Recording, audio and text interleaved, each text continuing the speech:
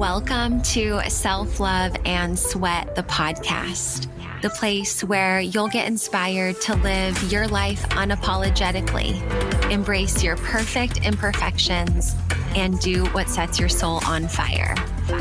I'm your host, Lunden Souza.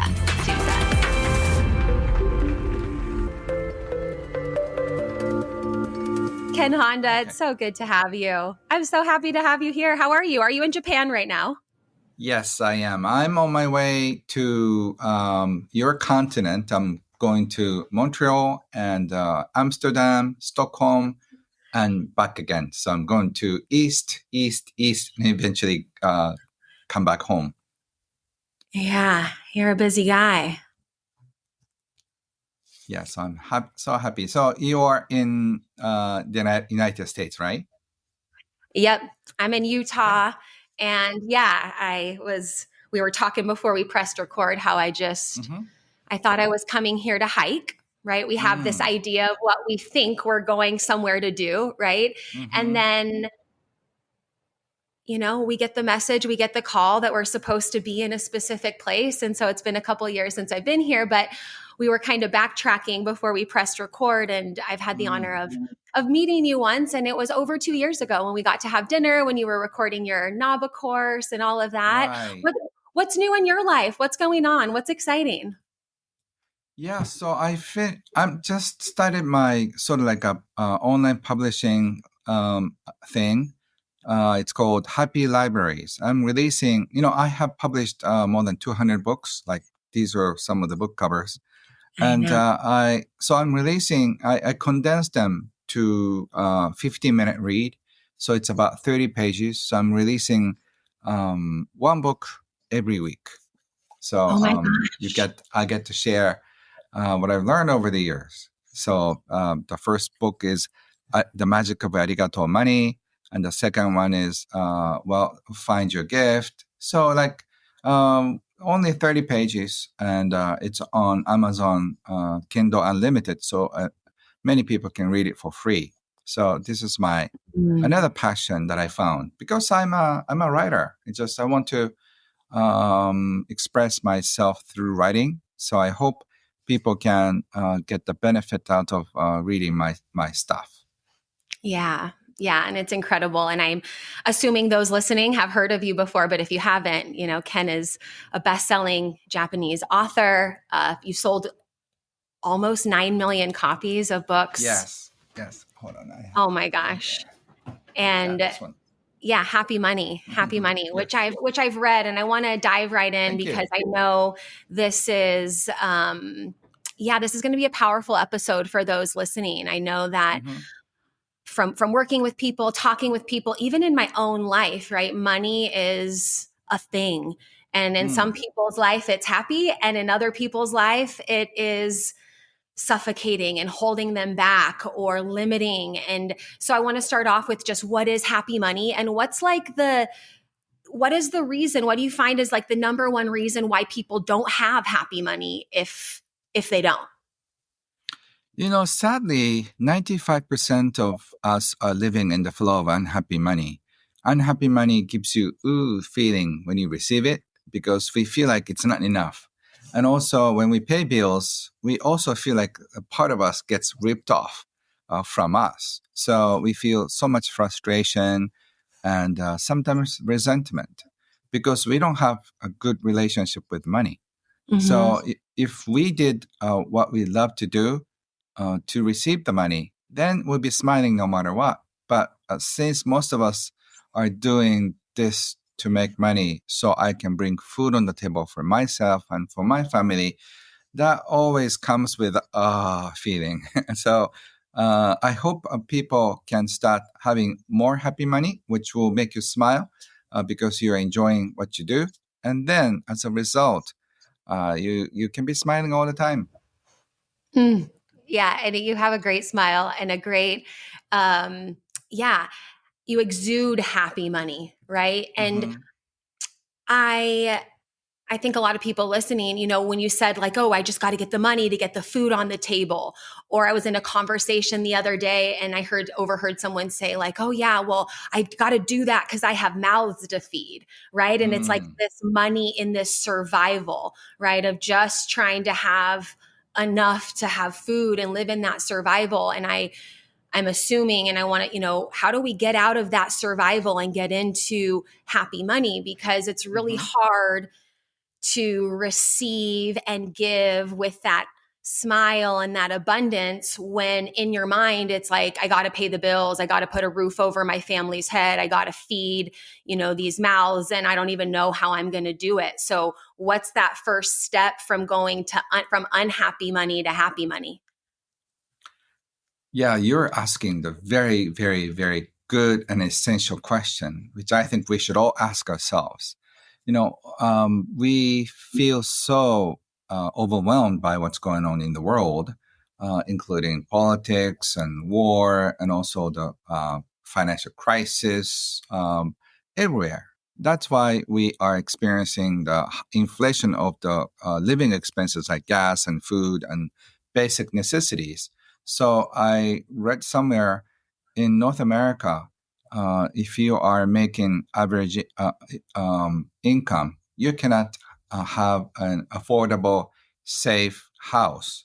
And it's very sad because, a lot of, even though I think United States or Japan, we are living in the most abundant country, but we are still feeling the crunch because the system is not really set up right. I don't want to blame who, but we all admit that this is not really working for everybody on this planet. And so if you crunched, I don't want to blame you for just feeling stress. I mean, it's very natural. At the same time, we can come up with other ways to have a different relationship with money. So if you start looking at your relationship right now, is that a happy, fulfilling one? It's like your personal relationship, your husband, your wife, or boyfriend or girlfriend. Do you have a good relationship? If you have a good relationships in general, you're a happier person.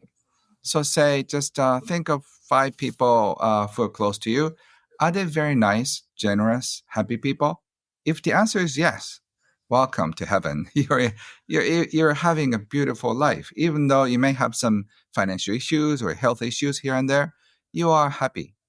But if you don't have a good relationship, including money, then your life could be a struggle. So first of all, take a look at what's going on in your life. And then second step could be make a decision. No matter what, I'm going to have a different relationship from the one I have now. And then something will start. Yeah.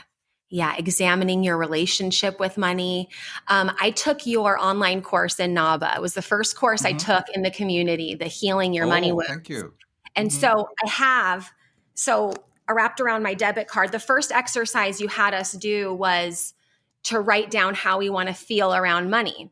And this is, this is over. I took this a year ago. So it's over. And I wrote down overflowing, nurturing, and at ease. And I remember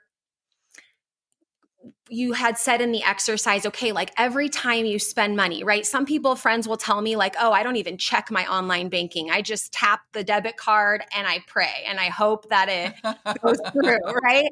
And we laugh, but I really think that's the reality of a lot of people's lives, right? Of just like tap and pray or run it as credit and it'll go through later, right? But I remember when we did this exercise, I was getting gas and I pumped the gas and then I leaned up against my car. And while the gas was pumping, I was just opening up my heart to gratitude and reading these words: overflowing, nurturing, and at ease. And it was just a very new experience, right? Of course, we get used to, I can speak for myself, feeling gratitude when like a lot of money comes in, right? Or being grateful when I like saved enough money to go to a Dr. Joe Dispenza retreat, right? And like, but those little moments, right? The day-to-day transactions of like getting gas or buying your groceries or whatever it might be, that was a really powerful step for me to just like not be on autopilot and just swiping and praying, but like taking the pause for the, to be grateful to money. Right. And I think of that relationship, like if we're not appreciating our partner or our friend, or we're not taking the time to notice the little moments that they're showing up for us, then we're not going to have a good relationship. And so it was just funny because I was like, oh yeah, I have to show Ken, I look at this all the time, and it started with those simple moments of like getting gas or buying something small. And yeah, I had enough for it, but like being grateful that I had enough for the $40 to fill up my gas tank or whatever it was, and so that was really special. Thank you, Lunden, for sharing the story. You are so fun to be with, and also you're shining. So you are the magnet for happy money. So a lot of people are depressed with money. So they feel so discouraged about doing anything. That's why we have a hard time looking at money issues. It's almost like scaling, just weighing yourself, how much you weigh. If you have health issues, you don't want to just do that. We can't face the reality. That could be the first step, but could be the hardest of all the steps you're going to take. Yeah. Yeah. Acknowledging. I know there's some people, who don't want to step on the scale, who don't want to check the online banking, who don't even want to go there with money, who aren't even ready to say, like, you might be unhappy over their money, but hi, let's get to know each other. Like, it's more just like, not going to talk about it and just going to move forward. And I know because, I've been there. Yes. And it's interesting, it's not just, regular people, wealthy people also have issues, a different kind, because the other day I was chatting with a very wealthy people, and he was complaining about the gas, prices going up. He's talking about his private jet gas, like that's like ripping off, So, take a commercial flight, and he said, no, I don't want to do that. So still he's like, I'm feeling the crunch, because the gas, of course, the gas for a private jet must be also going high too. So if you're making $1 million a year, people would probably assume like, wow, I have no problem. But if you have $1 million, you have like 2 houses and a few boats and maybe a helicopter or a private jet, then boom, at the end of every month, all the money is gone. So unless you have a good relationship to have control over money, and then control over your greed, control over your emotions, and then until then, you cannot find total peace with you. Yeah, that is so, that hit because like you said, you can have no money in the bank or just enough to make ends meet from, let's say, a lower income level all the way to multimillionaire. And that person doesn't have a lot and the person that has a lot can still have unhappy money. Yes. On the other hand, I have a friend who is more like a hippie. He spends only $1,000, US $1,000 a year. He lives in a forest, so he grows his own food with his family of 3. He has a small child. But he needs to buy something like bandages, some little medicine here and there, like aspirins. And, you need those things. You need cash. But besides that, you don't need much. You don't need your cell phone. He has internet. His neighbor gave an old computer and a very old connector, so he can at least have internet access. But they're so happy with playing with pets and all the other things. They don't need PlayStations, they don't need Netflix and all the dramas. And so that's one way of living. But unless we find ways to get out of this capitalism, one way or another, we have to deal with money. So as much as we don't want to deal with money, we have to. That is the tragedy and also a comedy of our life. So if you have to be in this society, you might as well just take a look at the issue. And if you can turn your unhappy money into happy money by doing what you love, then the percentage of happy money in your wallet will increase, and then you'll smile. So you have to find what you love to make other people smile. And the more smile you get, the more money you get. So I'm a writer. So just, if I write a book, if this doesn't sell, I have no money. But I have a good track record of making everybody happy. I have published more than 200 books. That means that if people don't like my books, they are not going to buy the next book, right? So I couldn't have lasted 22 years as a writer because people kept buying. That means that people are satisfied and they're looking for reading my next book. So as long as you can make somebody happy or provide something that people feel worth paying for, then you can receive happy money. So focus on what you can share, what you can give without feeling like you're working. Yeah. And that concept I'm familiar with, and I do want to touch on that. But one of the things that you said was like, well, you need to like address the issue. And also going through your work, I know a lot of the stories that we tell ourselves around money are big. And in your teachings and in the course I took, it was, what did you hear about money growing up? What were the stories in your family or your community or where you grew up? And I was thinking about that, right? And going through some of the stories and what my parents said about money. And there were 3 specific things that came to me. And granted, I have wonderful parents who did a really great job financially. And I remember my dad, a phrase he would say a lot for people that were like had more money or were doing things that cost more money was like, oh, they're out of our league. Those people are out of our league, right? Love you, Dad. The second one is I remember my mom telling a story about when her and my dad went on their honeymoon. And my dad had envelopes with all the cash separated for all the things that he was going to do, right? And my dad grew up with 8 kids in the family, not, they were fine, but not the way my mom grew up, right? So my mom told me that story and she goes, I thought that was so weird, right? So there's the imprint of like organizing your money and planning is weird, right? And then one time I did something that was in alignment with myself, but not in alignment with my grandfather, who does have a lot of money. And he didn't give me any money on Christmas one year. Like he just I didn't get anything because I didn't walk the line, right? So when I was examining my beliefs around money, it was like too much money is out of our league. If you pay attention to it, it's weird, like to organize it.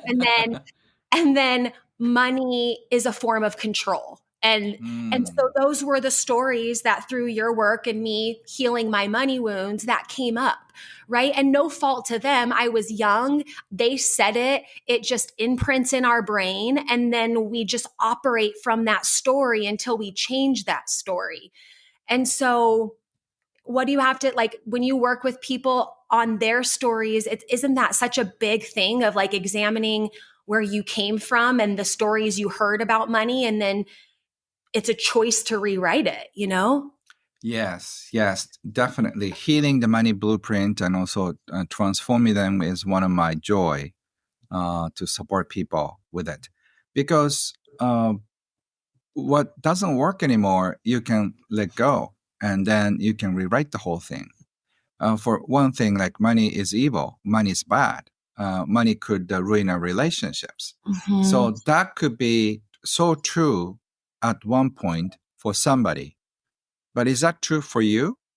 And present time, like 2025 or 2026, if it doesn't feel right, it could be, okay, this is like Windows, a friend of mine showed me Windows 95, it's like a collector's item, like, whoa, yeah, So like if your Windows is 95, okay, Dad, thank you.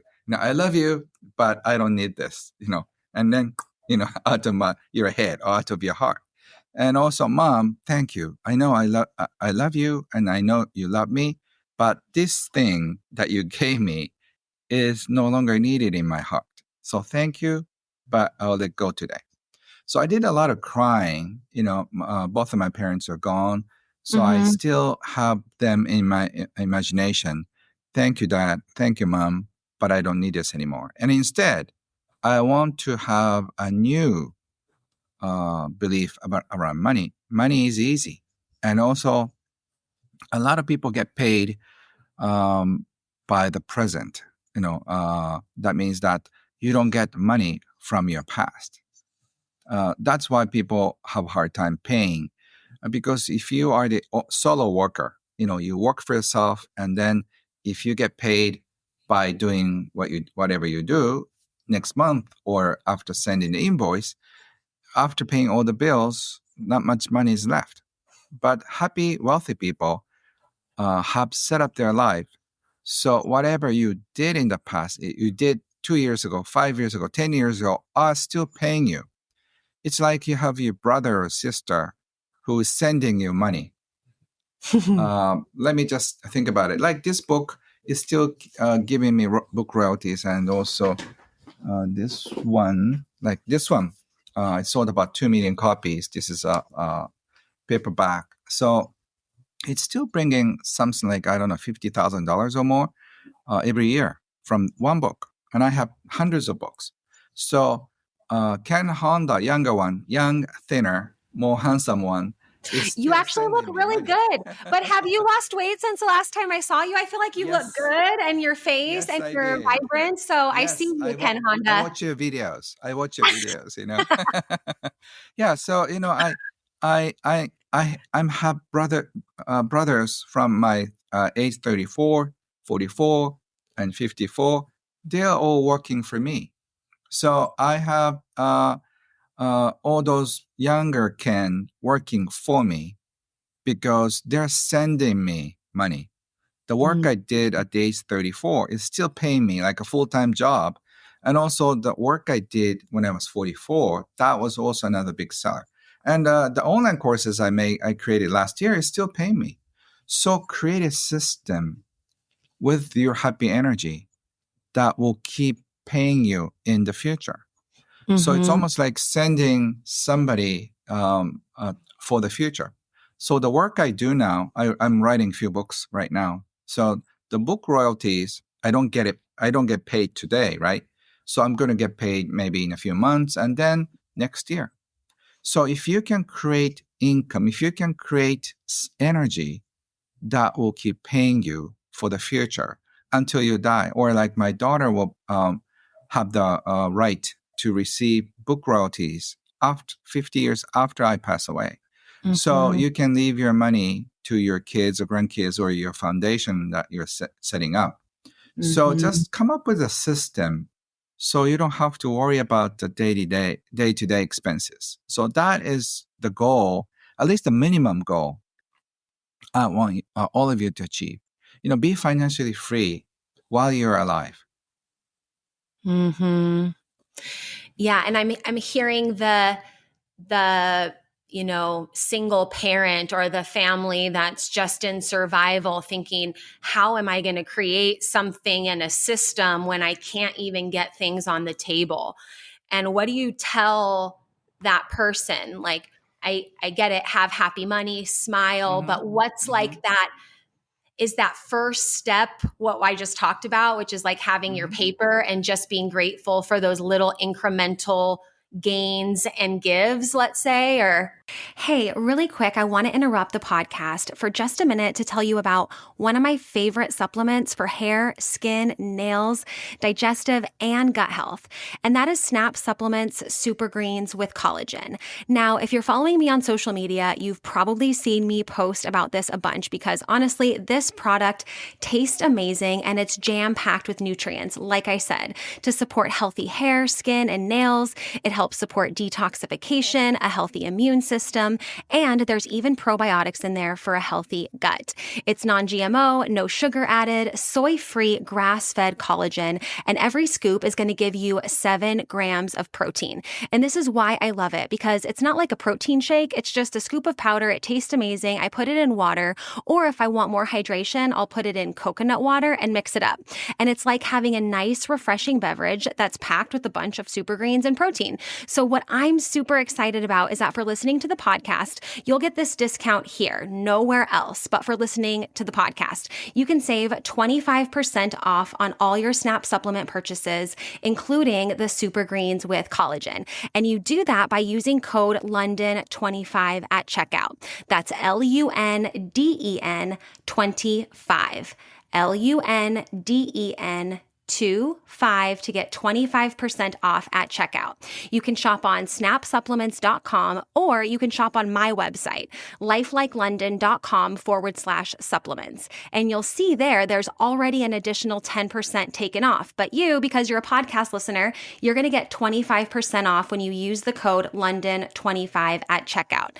LUNDEN 25 at checkout to get your SNAP supplements, super greens, and collagen, and all your SNAP supplements for 25% off. Now, let's get back to the show. First of all, you can change. That's something you should know. And if I were you, I would, if you have an internet access, I assume you do because you're watching this. So I will start researching happy people with money, study from where you are. So I have seen and I have interviewed and I have so many single mom parents. I have a special scholarship for people who have financial difficulties. They sign up for my courses for free, so they can pay us back or they can pay it forward in the future. So I give away usually 10 to 20% of my our seminar seats for free. So and a lot of people come back, and I believe that you can turn around your financial relationship. So, it's not just your fault that you happen to fall into this financial, I would say, pit. And you can get out. You should look for stories from where you are. You can get out of the pit first. That means make both ends meet. That is like an emergency thing, right? And after that, find a better job that will pay you more respect, financially, emotionally. And then you need to kind of get things in order. So I would say you need a few years to really kind of regroup your life and then sort things out. But a lot of people who are struggling financially do stupid things financially too, like spend all the money at the dollar shop and buy things that you don't even use and they break, So I know I have seen people who come out from the financial pitfall and then climb out. So climbing out is the hardest part. And before that, just thinking that I can come out is the hardest part. But now and now if you want to come out for for kids, then you're already taking the first step. And then the rest is relatively easy because you can ask for help and other things. The reason why you got into this financial mess is that you have a hard time asking for help. And I can say there are 5 or 6 things that you did wrong. That's why you're there. You didn't ask for help. You didn't know about money. You didn't have a good job. You didn't have a high self-image. That's why you're kind of going down in the hole. But you can change it. If you get curious about your life, a year from now, 2 years from now, where I want to be. And if you get curious about, okay, I want to be, or I can be in a different place, then you're out of the terrible place. Yeah.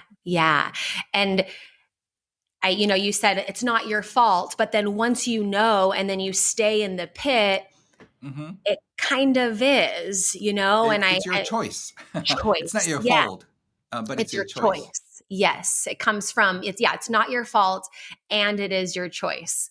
And so just to, recap what I heard you say is like change is absolutely possible. So you have to get on board with the fact that you can change. And I think change is scary for people, but it is,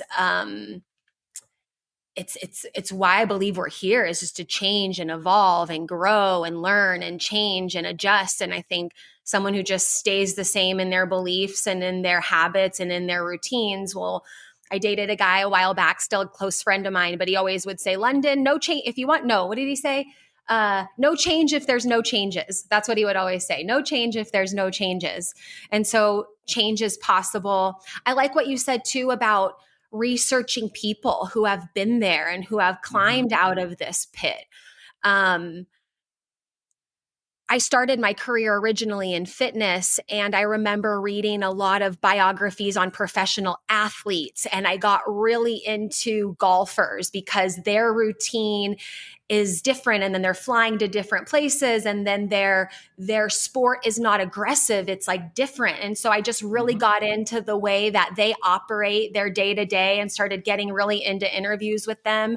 And so reading stories and hearing from people who have done it. And then also you said like ask for help. And in the beginning you said if you have like 5 people around you that you love and you care about, you're in heaven, right? You're there. And I think of a specific conversation of a close friend of mine that we had where I just felt like he spoke life into me. He was just like, hey, like you're this close, you're capable. Like I see this in you. Like these are the next steps you need to do. What are your expenses? What are the things? And now go out and look for that. Right. And it was so helpful to have that because I was in that survival mode. And then there was somebody there who cared about me, who has very happy money, who was able to, help me get into that flow. And a book that I read that I really like, and just the phrase is who, not how. And I think sometimes when I was in that scarcity mindset, I was like, how am I going to make this work? How am I going to find the money? How? But when I started opening up my heart, like the most magical people came into my life that invited me to do different things or speak here or be a part of their company. And that really shifted too. It's like, not how am I going to do this by myself, but like, who might I need to reach out to? Or when I'm going out with this open heart of gratitude, who might I meet that might be able to teach me something or provide an opportunity? And I was texting with a friend of mine before this, and she was debating on going somewhere or not, and she wasn't sure. And I was like, well, if you do go, walk out the door expecting a miracle. Like walk out the door that you're going to meet somebody that's going to change your life. Because if you don't want to go and you're like feeling stuck, and so that's just, my reflections from what you just said is just, change is possible and people. And then if we go out with that repeat in our head that money is evil, that we don't have enough. Like, I think sometimes just going out of like, who might I meet that might be able to support me or teach me something? Yes, exactly. So, if you think the time is now, you can start changing, and I think curiosity is the first choice. Curiosity is the first choice. Yes. You can get curious about your different you for you and your family. Yeah. I just recently got curious about investing. I didn't know anything about it. And so I, like you said, got on the internet and I got with ChatGPT and I was like, I've never invested before. I just want to learn, It gave me different things. I took like this little online course, got some of the basics, and it's just kind of like fun. Like it's just playful and, like you said, curious. And that choice to get out of that stuck survival repeat can be very memorized. Right? And like, yes, it's like a chemical reaction on repeat that we don't even choose yet. And being able to like get ahead of the programming. Does that make sense? Yes, it does. Yeah. So, we have to change one way or another because we are getting influenced by the big changes happening in the world. So AI is taking over some jobs, creating another job. So if you're in a field that AI is taking over your job, you have no company that you're working for. And so you may have to find a different job, like a person who was controlling the horse carriages turn into a driver for cars, chauffeurs. So you have to maybe shift your job too. Yeah. So Pivot. we have to pivot our lives. So like it or not, that's the world we live in. Mm-hmm. Because you brought it up, and I was just thinking of it, like, as an author and a writer, like, is AI concerning for you, or are you just kind of like, whatever, I'm going to do my thing? Like, I guess I'm sure people are writing books just off of AI or whatever. Mm-hmm. Is that what's your like thoughts on that? I always talk about this. The other day I did a seminar for authors who want to take advantage of AI. We have hundreds of signups for that course. So what I taught is check yourself. Are you above AI or are you under AI? That means like if you are better than AI, then AI is going to give you like Avenger suit. The powerful tools that you can work 100 times over. And if you're below AI, then AI is going to take over your job. So say, even if you're making the same amount of money, like say $50,000 this year, with and your friend is making the same, you could be making 10 times more 2 years from now. You could be making 10% of what you used to make 2 years from now. So it's very tricky, even if you're in the same profession, like a designer. If you can take advantage of AI, you don't need 10 assistants. Only ChatGPT or some AI, you can work 10 times more.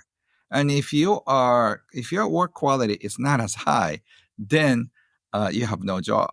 So for me, it's so fun because I get to play with 10 most incredibly talented editors. Yeah. Yeah. I was just thinking of that because I guess I would like to, I feel like I'm in where I'm at above, right? I feel like I can use it to just amplify and get things done more efficiently. But I don't write books. And so I was just, thinking about that. It's really, really cool. What do you, I have a lot of parents that listen to the podcast, and let's say, a parent came from unhappy money and has lived their life in an unhappy money way, but they're choosing to shift and change. And then they want to teach their kids this. How do you, you got it going on, Ken. You're the Zen millionaire, right? It could be probably very easy for you to just like dish it out to your kids and not have them do anything. I don't think that's how you live, just because and that's my guess. But like, how do you teach your children happy money? How do you help them, build that from the ground up for kids? So I think the most fun is to be creative on this planet Earth. There are so many ways. Do some work that doesn't satisfy you or fulfill you, or do something that fulfills you. Either you get paid or not. So if you're financially free, you can sing all day, you can paint all day, you can create games all day. It's up to you. So money is a tool that lets you do whatever you want to do in your life. So the definition of my abundance for me is the ability to do what you love, uh, when you love, with whom you love, where you love, and at any time you want. So you can choose singing, you can choose cooking, you can choose writing like me. I don't need to get paid anymore, but I do love writing. I do love speaking too. Most of the time I do speaking for free. to help people, but sometimes I get paid, and that will be enough money to pay my staff members and pay a lot of expenses here and there. So as long as the money circulates, it's okay. So money is not more than a tool and less than a tool. If you don't use it, your life could be very miserable because you can decrease the inconveniences in your life with money. You can hire somebody who will do something for you so you can really concentrate on what you want. Yeah. So money is a fun, happy friend who can think with you, who can let you do whatever you want. So, but you don't need to sell your soul for that because money is just tool. So money is just a tool. So you don't have to pay more attention than that. But if you don't pay attention to that, you have to work for money. So you have to be careful how you play with the money. So teach your kids that money is great, and teach them there are so many ways to get money. And if you get money enough, and then you can enjoy life more. So the ideal way is do what you love and create money in the process. So that way you don't feel like whatever you do is not work anymore. It's just pure joy. And but that's only a luxury way of living on this planet right now. It's probably like a 5% or maybe less living that way.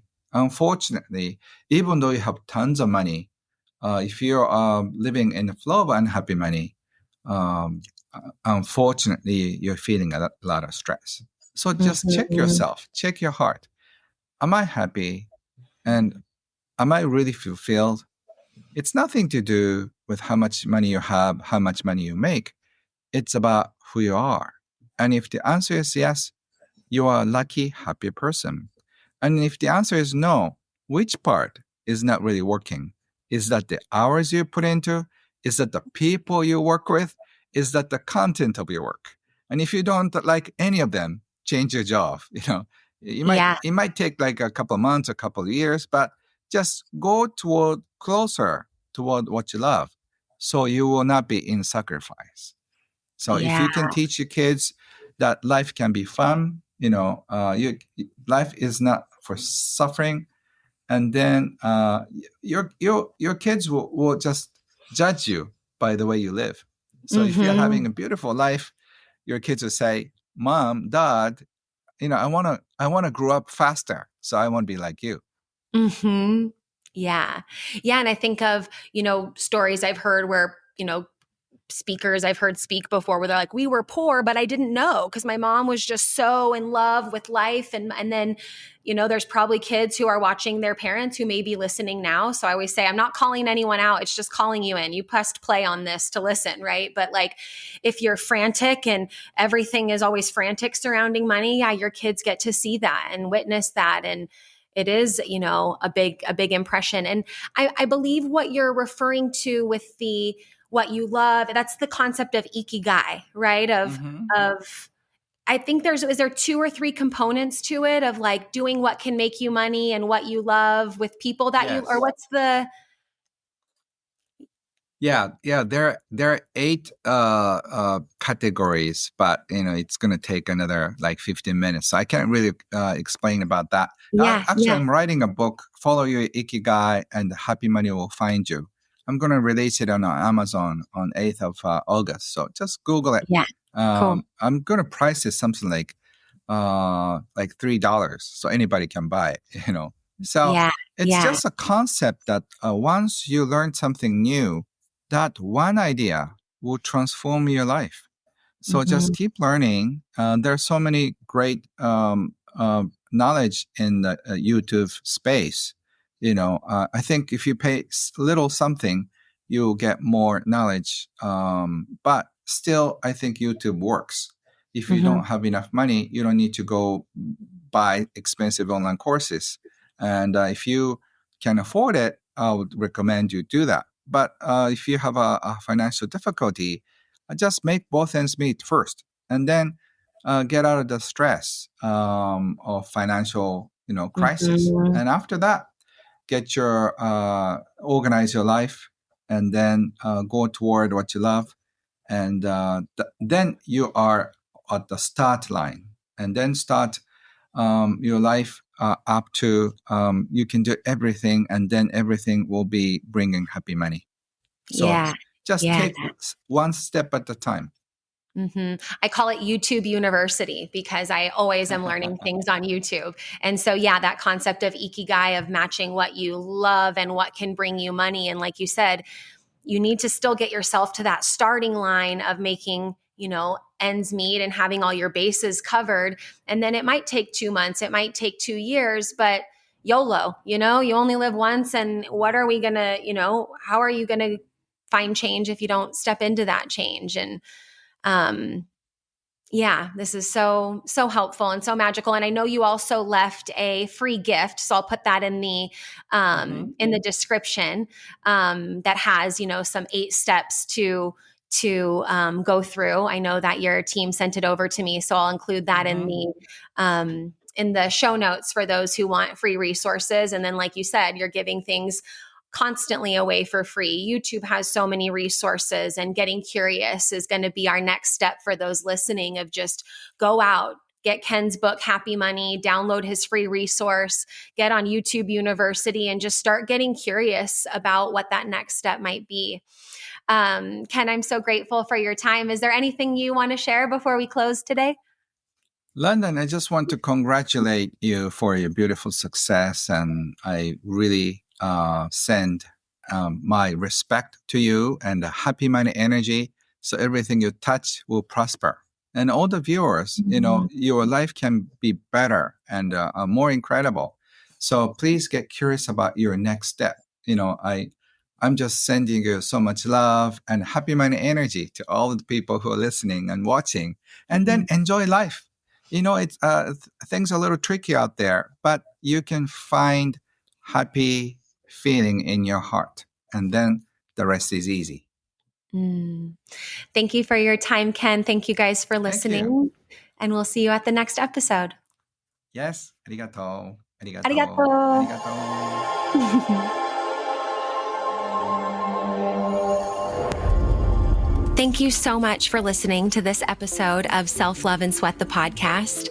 If you enjoyed this episode, or were inspired by it, or something resonated with you, do me a favor and share this episode with a friend, someone that you think might enjoy this episode as well. That's the ultimate compliment and the best way to make this podcast ripple out into the world of others. And also, you can leave us a review up to 5 stars wherever you're listening to the podcast. Thank you so much for listening, and we'll see you at the next episode. I appreciate you.